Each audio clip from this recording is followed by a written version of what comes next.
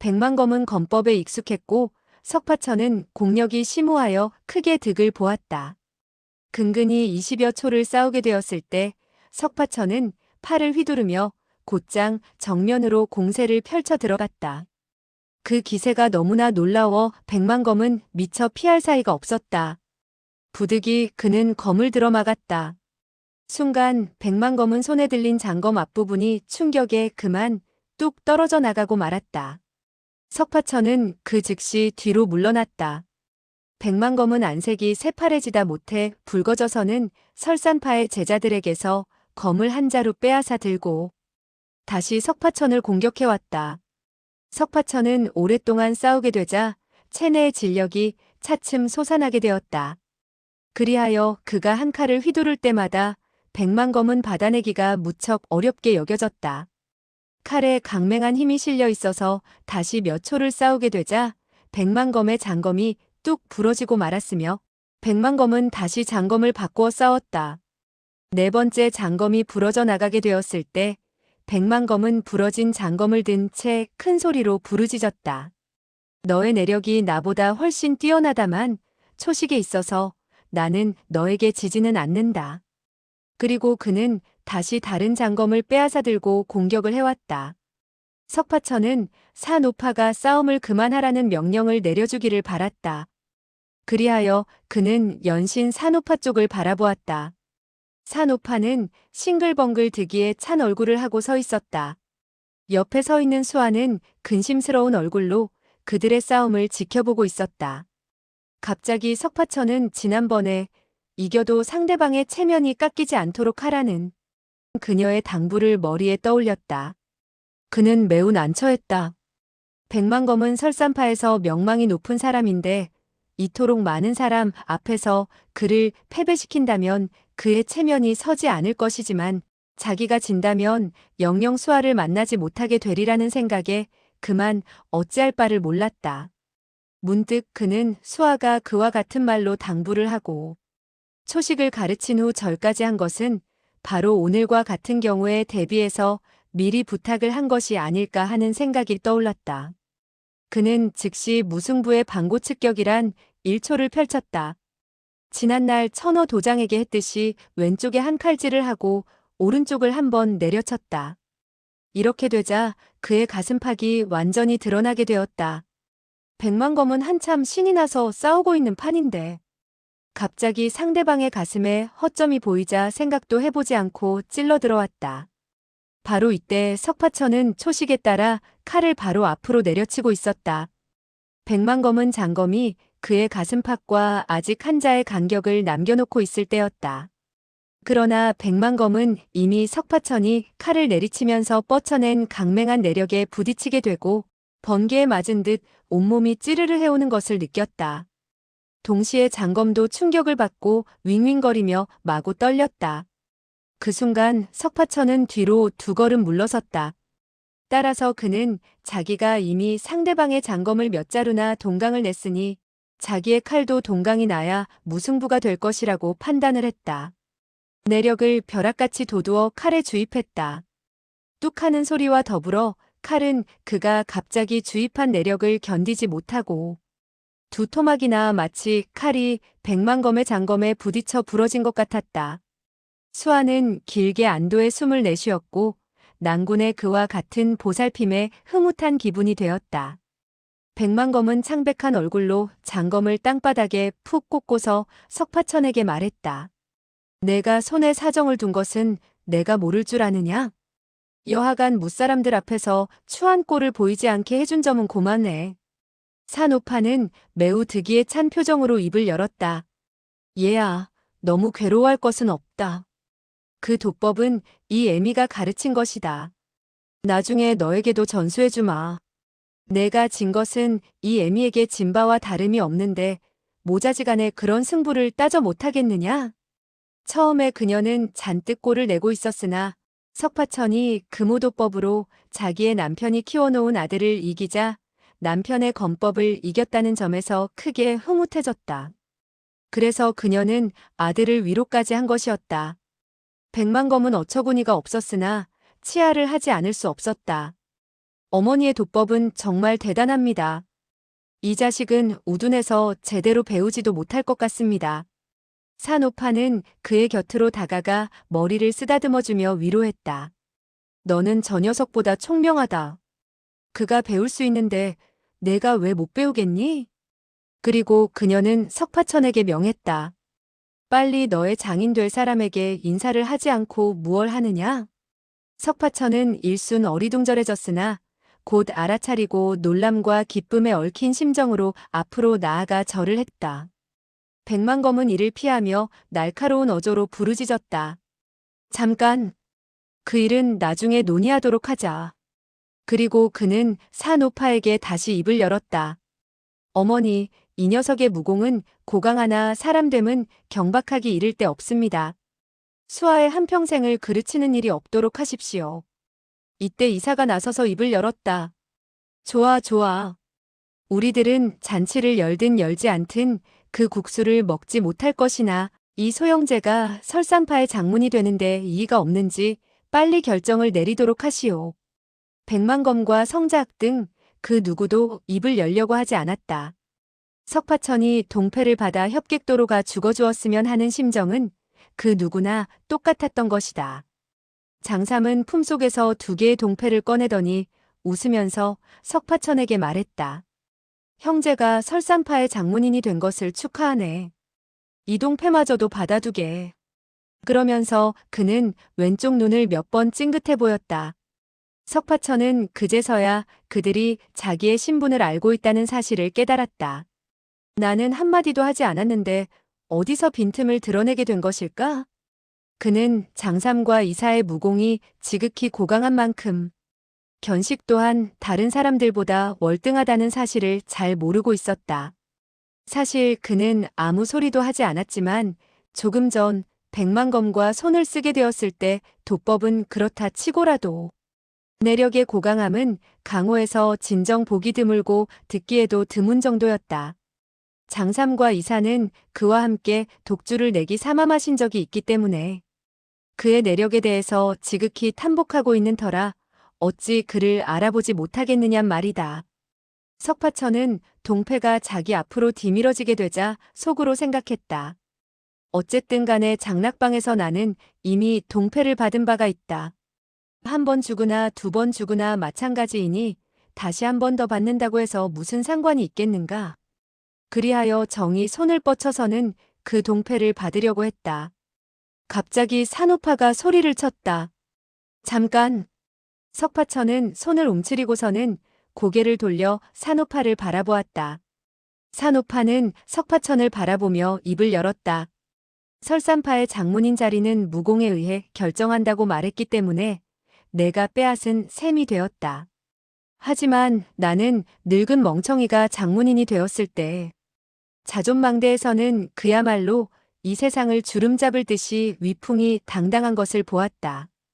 그래서 나 역시도 한번 장문인이 되어서 그런 맛을 보고 싶으니 너는 이 장문의 자리를 나에게 양보해 주려무나. 석파천은 아연해졌다. 제가 사부님에게 양보를 해드린다고요? 산오파의 이와 같은 행동은 전적으로 그와 수아를 아끼고 위하는 지순하고도 두터운 애정에서 석파천이 협객도로 가서 목숨을 잃게 되는 것을 원하지 않았기 때문에 이와 같은 제의를 한 것이었다. 그녀 자신으로 말하면 이미 송장이 다 된 몸이니 몇 년 더 산다거나 몇 년 더 적게 산다고 해도 별다른 차이가 없었던 것이었다. 그런데 한 가지 밝혀둘 것은 석파천이 장락방에서 이미 동패를 받은 사실을 그녀는 전혀 모르고 있는 것이었다. 따라서 석파천이 얼떨떨해하는 태도를 보고 즉시 노한 얼굴을 지어서는 입을 열었다. 아니, 너는 싫다는 것이냐? 그렇다면 우리 한번 겨루어서 무공으로 장문인이 누가 될 것인지를 결정하도록 하자꾸나. 석파천은 그녀가 노기를 띠는 것을 보고 감히 더 말할 엄두를 내지 못하고 또한 자기도 모르게 무의식 중에 입을 열고 말을 했다는 사실을 떠올린 관계로 재빨리 대답을 했다. 네, 네. 그러면서 허리를 구부리고 뒤로 물러섰다. 산오파는 껄껄 웃으면서 입을 열었다. 하타하. 내가 설산파의 장문인이 되었다. 누가 승복하지 않는 사람이라도 있느냐? 무사람들은 서로의 얼굴을 쳐다보았다. 이 병고가 너무나 이상하다고들 생각했지만 그 누구도 입을 열려고 하지 않았다. 산오파는 앞으로 나가더니 장삼의 수중에서 두 조각의 동패를 받아들고는 입을 열었다. 설산파의 신임 장문인인 백시 문중의 사씨는 귀도에서 초청을 해준 데 대해서 사의를 표하며 틀림없이 그 기일이 되기 전에 달려갈 것을 약속하는 바이올시다. 장삼은 껄껄 소리내어 웃었다. 백노부인, 구리패는 백노부인이 친히 받기는 했지만 만약에 위덕 선생께서 나중에 백노부인과 무공을 겨루고 다시 빼앗아 간다면 백노부인의 이 장문 자리는 역시 앉지 못하는 것이 아니겠소? 좋소이다. 두 분이 나중에 다시 승부를 가려서 어느 분의 무공이 고강하면 그분이 바로 설산파의 장문인이 되도록 하시구려. 그리고 그는 이사와 마주보며 웃더니 몸을 돌려서는 대문을 나섰다. 삽시간에 두 사람의 커다란 웃음소리가 10여 장 밖에서 들려오고 있었다. 산오파는 한복판의 태사이에 턱 안고서 냉랭한 어조로 입을 열었다. 이 사람들의 몸에 있는 쇠사슬을 모두 풀어주시오. 양자지는 입을 열었다. 형수씨께서는 무슨 자격으로 호령을 내리시는 거지요? 설산파의 장문 자리를 그렇게 어린애 장난처럼 사사로이 주고받을 수가 있는 것인가요? 성자학과 제자면도 이구동성으로 보조를 맞추듯이 입을 열었다. 형수씨는 칼을 쓴 것이지 검을 쓰지 않았으니 설산파의 무공이라 할 수 없는데 어떻게 본파의 장문인이 될 수 있다는 것이오? 장삼과 이사가 대청에 서 있게 되었을 때에 여러 사람은 그저 한시바삐 두 살성을 보내기 위해서도 그 누가 나서서 협객도로 가서 죽겠다고 약속함으로써 여러 사람이 커다란 애겁을 당하는 것을 면할 수 있기를 바랐던 것이었으나 이제 두 사람이 떠나게 되자 각자가 애군에서 벗어나게 된 셈이라 즉시 자기네들이 반역이라는 중죄를 지었다는 사실을 상기하지 않을 수가 없었다. 정말로 산오파가 장문인이 된다면 그녀는 틀림없이 보복을 하려 할 것이고 목숨에 관계되는 일인 만큼 엄청난 관계가 있는지라 체면 불구하고 그렇게 나선 것이었다.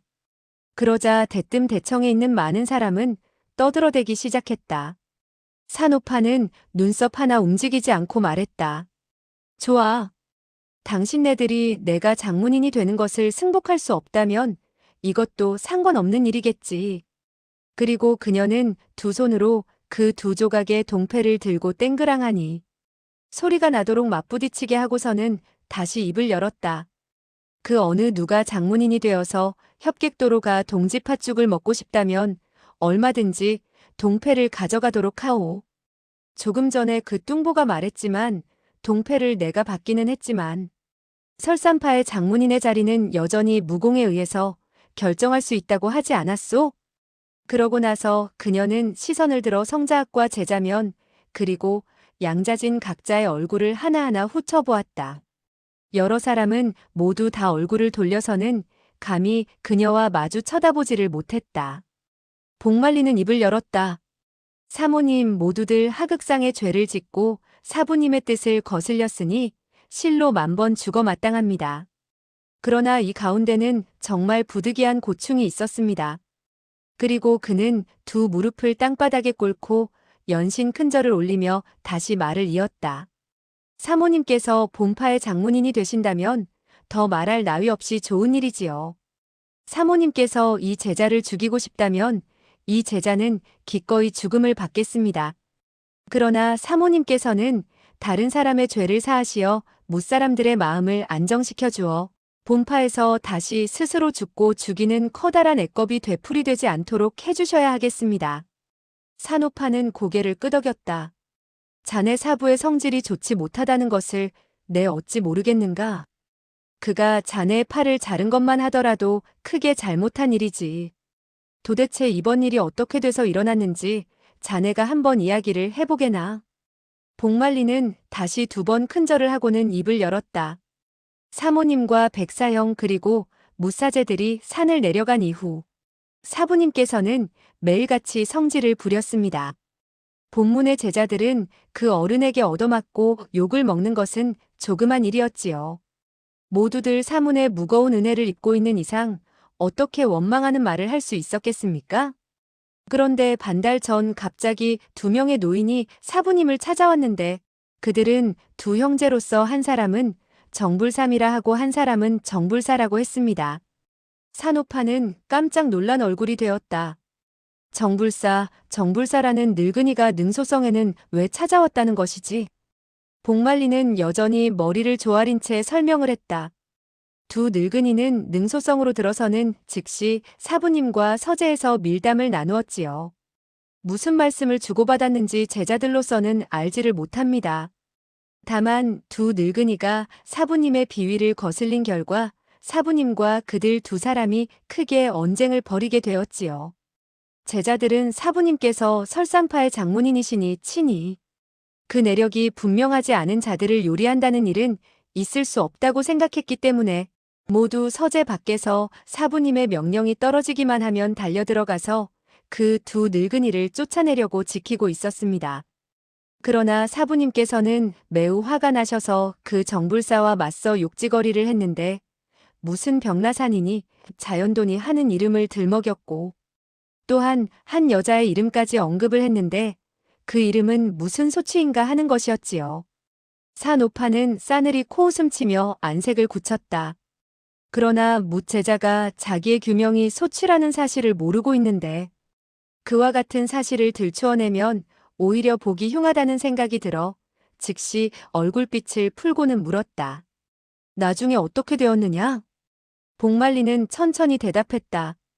나중에 어떻게 되어서 손을 쓰게 된 것인지 모르지만 서재에서 장풍 소리가 휙휙 크게 일었었지요. 모두들 사부님의 명령을 받지 못했기 때문에 감히 들어가지를 못했습니다. 그런데 잠시 이후에 벽이 한 조각 한 조각 충격을 받고 떨어져 내렸기 때문에 우리들은 가까스로 사부님과 정불사가 손을 쓰고 정불삼이 옆에서 구경하고 있는 것을 볼 수가 있었지요.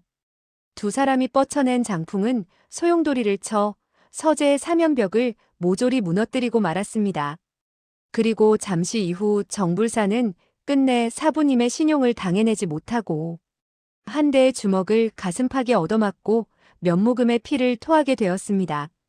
산오파는 자기도 모르게 탄성을 발했다. 아! 복말리는 산오파가 말을 하지 않자 계속해서 이야기를 했다. 사부님은 곧이어서 다시 일장을 후려쳤는데 정불삼이 나서서 막으며 말했습니다. 승패가 판가름난 이상 더 싸워서 무엇하오? 불공대천에 원한이 있는 것도 아니지 않소? 그리고 그는 정불사를 부축해서는 능소성에서 달려나갔지요. 산오파는 고개를 끄덕였다. 그들이 떠나간 이후에 다시 찾아오지는 않았는가? 복말리는 고개를 숙였다. 두 늙은이는 다시 오지 않았습니다만 사부님은 그때부터 정신이 이상해져서 온종일 그저 껄껄 웃으면서 독백하듯 중얼거렸지요. 정불사라는 늙은 도적은 옛날에 내 손아래서 패한 자이니 이번에야말로 어찌됐든 간에 지게 된 데 대해서 승복을 했겠지. 그는 소치가 그를 따라 병나산으로 갔다는군. 산오파는 노에서 호통을 내질렀다. 터무니없는 소리. 언제 그런 일이 있었는가 말이야. 복말리는 머리를 조아렸다. 네. 사부님께서도 터무니없는 소리라고 하셨으며 어찌 그런 일이 있을까 보냐라고 하시면서 그 늙은 도적이 분명히 거짓말을 한 것이라고 했습니다. 그리고 소치가 무엇 때문에 그의 병나산으로 가겠느냐고 했었지요. 하지만 그의 감언이설에 넘어가서 일시 결심을 굳히지 못하실지도 모른다는 말씀이 있었지요. 산오파는 안색이 새파래져서는 버럭 소리를 내질렀다. 늙은 멍청이가 터무니없는 소리를 짓거리는구나. 언제 결정을 내리지 못했더란 말인가. 복말리는 그 뜻을 잘 이해할 수 없었으나 그 말을 받아 수긍하지 않을 수가 없었다. 네. 산오파는 다시 물었다. 늙은 멍청이는 또 무슨 말을 했는가? 복말리는 대답을 했다. 사모님께서는 사부님을 말씀하시는 건가요? 산오파는 고개를 끄덕였다. 물론이지. 복말리는 다소곳이 대답을 했다. 그리고 사부님께서 그때부터 근심이 있어 보였으며 그녀가 벽라산으로 갔는지 모르겠으며 틀림없이 가지 않았을 것이지만 혼자서 강호에서 떠돌아다니다 보니 너무 무료하고 외로워서 찾아가 환담을 주고받았는지도 모를 일이고 말고 어쩌면 예정을 잊지 못하고 미련에 이끌리게 될지도 모르지 하고 말씀하셨지요. 산오파는 다시 코웃음을 치고 욕을 했다. 개방귀 같은 소리. 복말리는 땅바닥에 엎드려서 매우 겸연쩍은 표정을 짓고 있었다. 만약에 네 하고 대답을 하게 된다면 사부의 말이 개방귀 같은 소리라는 것을 인정하기 때문이었다. 산오파는 그를 내려다보더니 약간 누그러진 어조로 말했다. 자네는 일어나서 말을 하게. 나중에 어떻게 되었는가? 복말리는 큰절을 하고 말했다. 사모님께 감사드립니다. 그리고 몸을 일으켜서는 다시 말을 이었다. 다시 이틀이 지나게 되었을 때에 사부님께서는 갑자기 끊임없이 소리내어 웃으면서 만나는 사람에게마다 천하에서 무공이 누가 제일 고강한가 하고 물었습니다. 모두들 언제나 우리 설산파의 장문이니 최고라고 대답을 했었지요. 그러나 사부님의 표정이 옛날과는 크게 달라진 점이 있었습니다. 그리고 그 어르신은 어떤 때에 어르신의 무공이 어느 정도로 고강하냐고 물으셨으며 모두들 언제나 장문인의 내력이 천하에 독보적이며 검법에 있어서는 더욱더 당금 세상에서 무적인데 기실 장문인께서 근본적으로 검을 사용할 필요도 없이 천하 사람을 모조리 무찔러서 적수가 없게 되었다고 대답을 했지요. 그 어르신께서는 우리들의 그와 같은 대답을 들으시고 씩 웃고는 아무 소리도 하지 않으셨는데 매우 기뻐하는 모습이었습니다. 그런데 그날 어르신께서는 마당에서 육사제를 만나게 되었는데 육사제에게 어르신의 무공과 소림사의 보법대사와 비교했을 때 누가 더 고강하냐고 물으시는 것이었지요. 육사제가 어떻게 대답했는지 우리들은 들 수가 없었지만 나중에 육사제는 머리통을 사부님에게 얻어맞고 묵사발이 되어서는 그 자리에서 죽고 말았습니다. 산오파는 한숨을 내쉬며 그만 안색이 침울해졌다. 본래 그 녀석은 좀 멍청한 데가 있었지. 그런데 자네 사부가 손을 쓴 것이라는 사실을 어떻게 알았는가? 복말리는 다소곳이 대답했다. 우리들은 육사제가 너무나 비참한 죽음을 당했기 때문에 능소성의 적이 침입한 줄 알고 재빨리 사부님에게 여쭈었더니 사부님께서는 웃으시며 다음과 같이 말씀하셨지요. 죽어 마땅하다. 정말 잘 죽었다. 내가 그 녀석에게 나하고 소림사 보법대사 두 사람과 비교해서 도대체 어느 누가 무공이 높으냐고 물었더니 그 녀석은 소림사의 장문인인 묘체대사가 협객도에서 돌아가시게 된 이후 소림사에서 보법대사의 무공이 가장 으뜸으로 손꼽힌다고 대답을 하더라고. 그 말은 물론 틀리지 않은 말이지만 그 다음 하는 말은 그야말로 터무니없는 소리였지. 그러니까 그는 본파의 무공은 검초의 변화에 장점을 가지고 있고 소림사의 무공은 박대정심하며 71호의 절기가 모두 다 고심한 조예를 쌓은 사람만이 터득할 수가 있는데 검법을 두고 논할 때 본파가 소림보다 뛰어나지만 무공을 전체적으로 두고 말할 때 소림사에서는 문파를 창립한 지 1000년이 넘었으며 뛰어난 사람이 잇따라 나타났으니 어쩌면 본파에서 얻은 것보다 더 많을 것이라고 하더구나. 산오파는 그 말을 받았다. 그와 같은 대답은 틀리지 않았다. 그 녀석이 언제 그토록 말솜씨가 영리해졌을까? 설사 검법을 두고 논한다 하더라도 설산파의 검법은 소림사 달마 검법보다 뛰어나다고는 할 수가 없지. 그런데 그 늙은 멍청이는 또 어떻게 말을 하더냐? 복말리는 다소곳이 말했다. 사모님이 사부님을 꾸짖고 욕을 하시니 제자는 더 감히 이야기를 할 수가 없군요. 산오파는 노해서 말했다. 이번에 자네는 또 어째서 사부님을 존경하는 태도를 보이지? 내가 능소성으로 올라오기 전에는 어째서 반도들과 감히 결탁을 하고서 사부님의 뜻을 거슬렸는가? 복말리는 두 무릎을 다시 땅바닥에 꿇고는 큰절을 올렸다. 제자가 1000번 죽을 죄를 지었습니다. 산오파는 싸늘히 코웃음 쳤다. 흥. 늙은 멍청이의 문화제자들은 하나같이 모두 다 만자 돌림이고 모두 다 퍽 아름다운 글자를 이름으로 사용하고 있단 말이야. 내가 볼 때 하나같이 만번 죽어 마땅하니 모두 다 만사라고 해야 옳을 것이다.